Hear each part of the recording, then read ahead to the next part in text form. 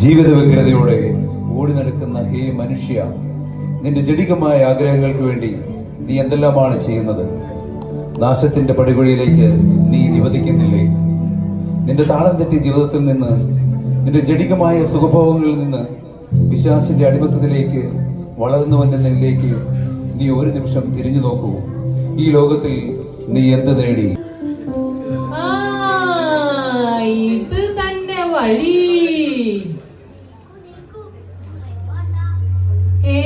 ഇത് നല്ല ചോദ്യം. സ്വർഗത്തിലേക്ക്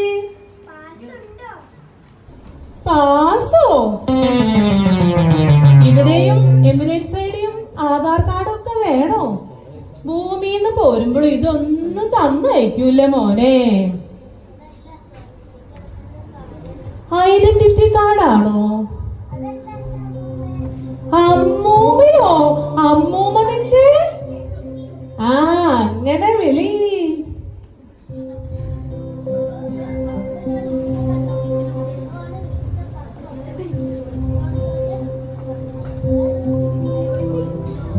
ഇതൊന്ന് നേരത്തെ പറഞ്ഞാ പോരെ? മോനെ പത്രോസേ, നമസ്കാരം. എനിക്ക് ആ സ്വർഗത്തിലേക്കുള്ള നോസി ഇങ്ങോട്ട് തന്നേക്ക്. ചേട്ടത്തിയുടെ പേരെന്താ? എന്റെ മനസ്സിലായില്ലേ? ചേമ്പുമൂട്ടിൽ ഓനായുടെ ഭാര്യ ത്രേസ്യ. ചേട്ടത്തിയുടെ പേര് ഈ കമ്പ്യൂട്ടറിൽ കാണുന്നില്ല. കുറച്ചു നേരം അവിടെ വെയിറ്റ് ചെയ്യൂ, നോക്കട്ടെ. അങ്ങനെ വരാൻ വഴിയില്ലല്ലോ. തറവാട്ട് മഹിമയനുസരിച്ച് എന്റെ പേര് ലിസ്റ്റിൽ ആദ്യം വരേണ്ടതാ. അതെങ്ങനെയാ? 5-6 കൊല്ലം മുമ്പ് അതിയാനിങ്ങ് പോന്നേ. ജീവിച്ചിരുന്നപ്പോ എന്തൊരു സ്നേഹമായിരുന്നു. ഇവിടെ വന്നിട്ട് ഒരു സീറ്റ് പിടിച്ചു വെക്കാൻ. ഞാനങ്ങ് ചെല്ലട്ടെ, അതിയാനവിടെ കാണുമല്ലോ. മോനെ ഒന്നുകൂടി നോക്കിക്കേ. അതിന് മരിച്ച് സംസ്കാരം കഴിഞ്ഞാലേ ഈ കമ്പ്യൂട്ടറിലേക്ക് പേര് വരികയുള്ളൂ. ഓ അങ്ങനെയാണോ? എന്നാ വെയിറ്റ് ചെയ്യാം. ഞാനൊന്ന് വിളിച്ചു നോക്കട്ടെ.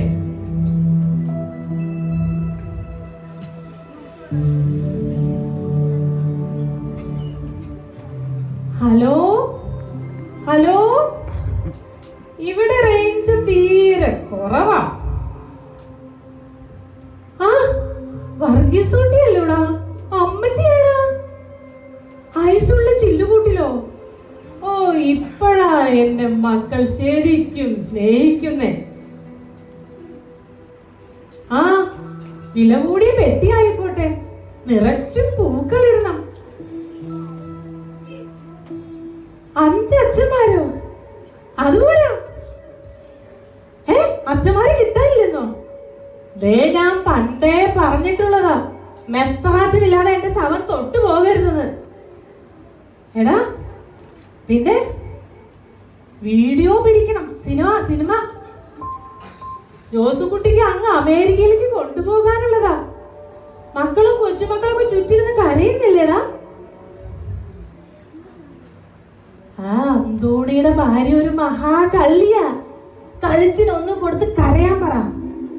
വേണമെങ്കിൽ ഒരു മൈക്ക് സെറ്റ് പിടിപ്പിച്ചോ, 4-5 ആള് കേക്കട്ടേന്നേ. അല്ലെങ്കിൽ നാട്ടുകാരെന്നാ വിചാരിക്കും? ഓ ശരി ശരി ശരി, ഓക്കെ ഓക്കെ, ബൈ.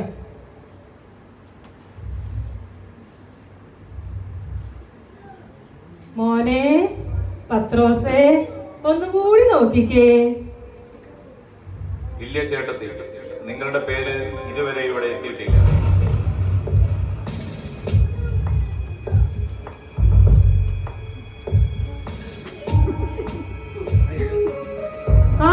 എന്താ ഇവിടെ? പറയണ്ട, ഒരു കളവേസിൽ പിടിച്ചതാ. കള്ളനാലേ? തള്ള അങ്ങനെയൊന്നും പറയരുത്, അതെന്റെ ഒരു തൊഴിലാണ്. ശരി, എന്നിട്ട്? ഒരു അമേരിക്കക്കാരന്റെ വീട്ടിലോട്ടാ കയറി 10-40,000 രൂപ കിട്ടി. പോരുന്ന വഴിക്ക് ആ വീട്ടിലെ ഒരു വൃത്തം കെട്ട തള്ള വർക്കറ്റിൽ നിന്ന് ചാടി എഴുന്നേറ്റാ പറഞ്ഞു. തള്ളയുടെ കഴുത്തിലാണെങ്കിൽ 10-12 പവന്റെ താലിമാല. അത് പൊട്ടിക്കാൻ കഴുത്തിൽ കൈവച്ചതും ആ തള്ള എന്തോ ഒരു സാധനം എടുത്ത് എന്റെ തലയിലേക്ക് ഒറ്റ ഇടി. എന്റെ അമ്മു, ഓ കുറെ നാള് കഴിഞ്ഞ് ഈ മുഴുവടയാളം കണ്ട് പോലീസുകാരെ എന്നെ പൊക്കി ലോക്കപ്പിലിട്ടു. അതുവരെ നടന്ന് ഇടിച്ചിടിച്ച് അതുവരെ നടന്ന എല്ലാ കേസുകളും എന്റെ പേരിലാക്കി മർമ്മത്തിന് ഒറ്റ ഇടി. എന്റെ അമ്മു പെടഞ്ഞ് ലോക്കപ്പിൽ കിടന്ന് ഞാൻ പെടഞ്ഞ് മരിച്ചു. അമ്പടാ, നീയാണല്ലേ എന്റെ വീട്ടിൽ കയറി രൂപ കട്ടത്. നിനക്ക് എന്റെ താലിമാല വേണല്ലേടാ? നിക്കണ അവിടെ, നിക്കണം, നിക്ക് അവിടെ, നിക്ക്. കാക്കത്തുരുത്തിൽ ഔറാൻ മകൻ റപ്പായി, അതെ ഞാനാണ്. നിങ്ങൾക്ക് നരകത്തിലേക്ക് പോകാം. നരകത്തിലേക്കോ? അല്ലടാ, സ്വർഗത്തിലേക്ക്. നിങ്ങൾ കൊല്ലുകയും അസൂയപ്പെടുകയും ചെയ്തു. ലോകത്തോടുള്ള മൈത്രി ദൈവത്തോടുള്ള ശത്രുതയാണ്. വഞ്ചിച്ചും കലഹിച്ചും മോഷ്ടിച്ചും സ്വാർത്ഥമതികളായവർക്ക് സ്വർഗരാജ്യത്തിൽ പ്രവേശനമില്ല. നിന്നെ പോലെ നിന്റെ അയൽക്കാരെയും സ്നേഹിക്കുക എന്ന ദൈവവചനം അനുസരിക്കാതെ സ്വർഗത്തിലേക്കുള്ള പ്രവേശനം നീ തന്നെ നിഷേധിച്ചിരിക്കുന്നു. കടന്നു പോകൂ.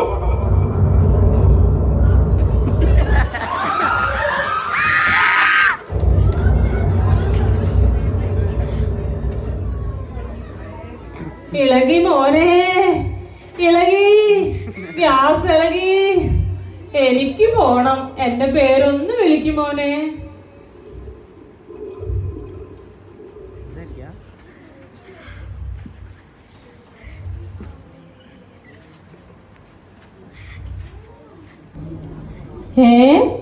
ഇവിടെയും പിച്ചക്കാരോ?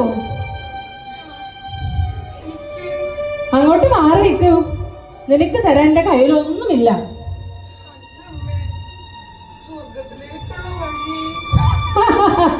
സ്വർഗത്തിൽ ഈ വക പണിയൊന്നും ഇല്ല. തന്നെ പോലുള്ള ദരിദ്രവാസികൾക്കുള്ള സ്ഥലവും നല്ലത്. സംശയം ഉണ്ടെങ്കിൽ ഈ പത്രോസിനോട് ചോദിച്ചു നോക്കിയേ.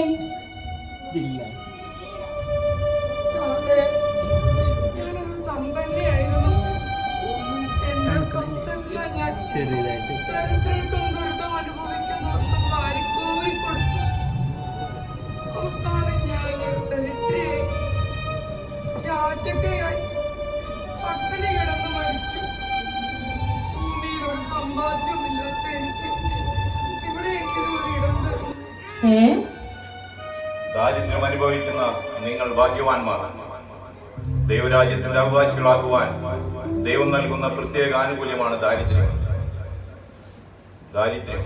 അതിൽ ആനന്ദം അനുഭവിച്ച് ദൈവത്തിൽ സമ്പൂർണ്ണ ആശ്രയം വെച്ചുകൊണ്ടുള്ള താങ്കളുടെ വിശ്വാസ ജീവിതത്തിന് സമ്മാനമായി നിനക്ക് ഒരുക്കിയിരിക്കുന്ന ആ നിത്യസമാധാനത്തിലേക്ക് പ്രവേശിച്ചുകൊള്ളും.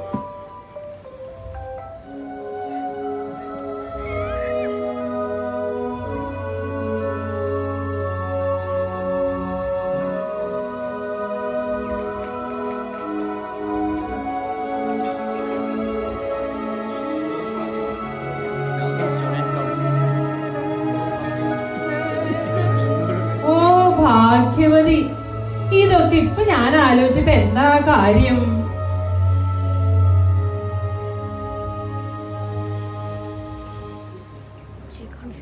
അപ്പോ പുന്നാരക്കുട്ട, മോനെന്താ ഇത്ര നേരത്തെ ഇങ്ങ് പോന്നേ?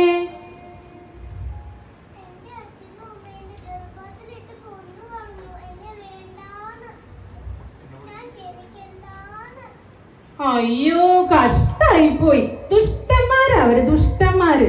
മോന്റെ അച്ഛനും അമ്മയും ദുഷ്ടന്മാരാ.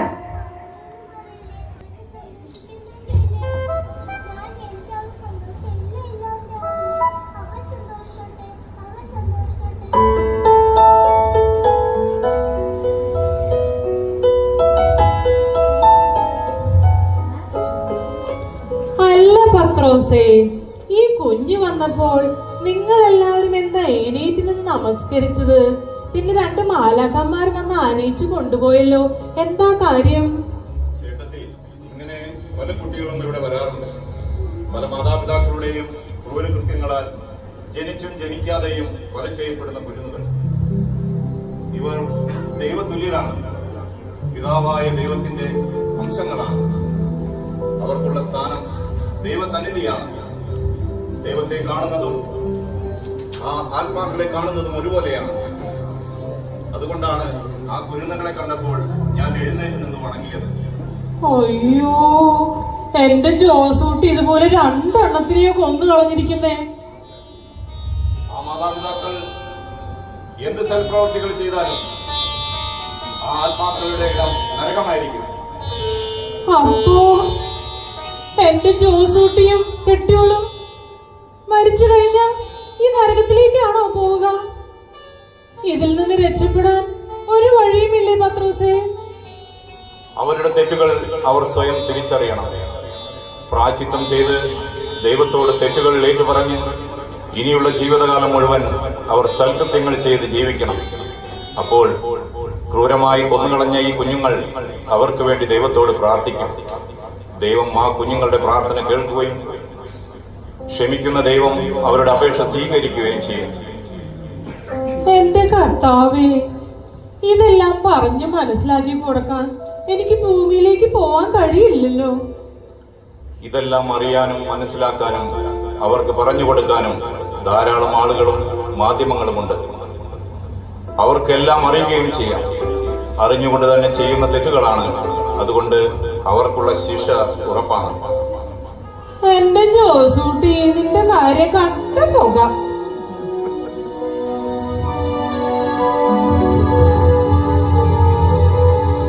എന്താ മോനെ, കോളേജിലൊക്കെ ചെത്തി നടക്കണ്ട ഈ പ്രായത്തിൽ മോൻ ഇവിടെ? കൂട്ടുകാരിൽ നിന്ന് പഠിച്ച ദുശീലങ്ങൾ ജീവിച്ച് കൊതിതീരും മുമ്പേ എന്നെ ഇവിടെ എത്തി. ഒരു യുവാവായി നിനക്ക് എന്ത് ദുശീലം? ഞാനൊരു എഞ്ചിനീയറിംഗ് വിദ്യാർത്ഥിയായി ഹാൻസും തൻപരാഗും ഞാൻ സ്ഥിരമായി ഉപയോഗിച്ചു. പലരും എന്നെ ഉപദേശിച്ചു, എങ്കിലും ഞാനത് തുടർന്നു. എനിക്ക് ക്യാൻസർ രോഗം ബാധിച്ചു. എന്റെ മാതാപിതാക്കൾ ജീവിതകാലം മുഴുവൻ കഷ്ടപ്പെട്ട് സമ്പാദിച്ച 15 ലക്ഷം രൂപ എന്റെ ചികിത്സയ്ക്കായി വിനിയോഗിച്ചു. പക്ഷേ ഞാൻ രക്ഷപ്പെട്ടു. അനുഭവിച്ചോ. ഇന്നത്തെ എല്ലാ ചെറുപ്പക്കാരും മദ്യത്തിനും മയക്കുമരുന്നിനും അടിമകളാണ്. ഇവന്റെ മരണവാർത്ത അറിഞ്ഞെങ്കിലും ജീവിച്ചിരിക്കുന്ന ചെറുപ്പക്കാർ ഈ ദുശീലങ്ങളിൽ നിന്നൊന്ന് പിന്തിരിഞ്ഞെങ്കിൽ. പീറ്റർ കുഴിപ്പറമ്പിൽ വീട്. മകനെ, ജഡമോഹങ്ങൾ ആത്മാവിനെതിരാണ്. മദ്യപാനം, മയക്കുമരുന്ന്, ശത്രുത, കലഹം, ജഡിക വ്യാപാരത്തിൽ ഏർപ്പെട്ടിരിക്കുന്നവർ സ്വർഗരാജ്യം അവകാശപ്പെടുന്നില്ല. ജഡികാശക്തികൾ മാത്രം മോഹിച്ച് നീ തന്നെ തിരഞ്ഞെടുത്ത ആ നിത്യനരകാഗ്നിയിലേക്ക് പോയിക്കൊള്ളുക.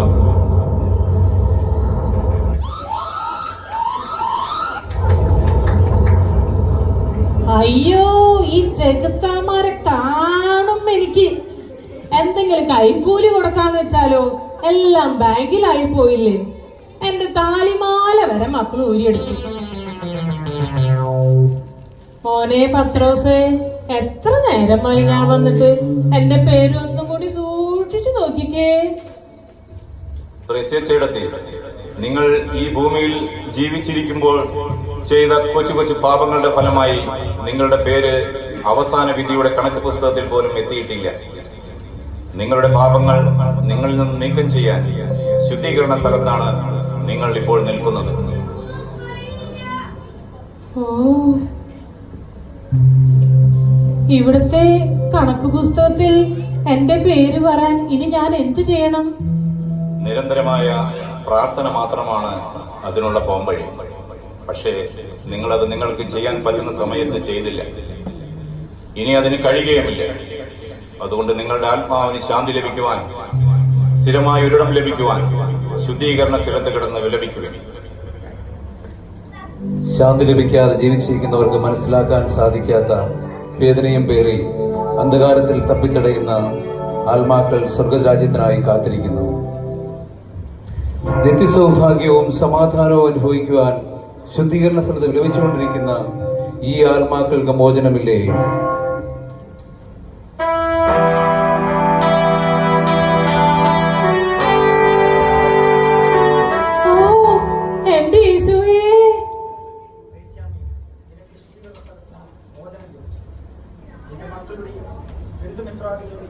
വർഷങ്ങളായുള്ള നിരന്തര പ്രാർത്ഥനയും സ്നേഹത്തോടെ എന്റെ പിതാവും നിങ്ങൾക്കായി ഒരുക്കിയിരിക്കുന്ന സ്വർഗരാജ്യത്തിൽ പ്രവേശിച്ചു. എന്റെ പ്രിയ മക്കളെ, സ്നേഹത്തെ പുൽകി മാത്രമേ തിന്മയെ ജയിക്കാൻ.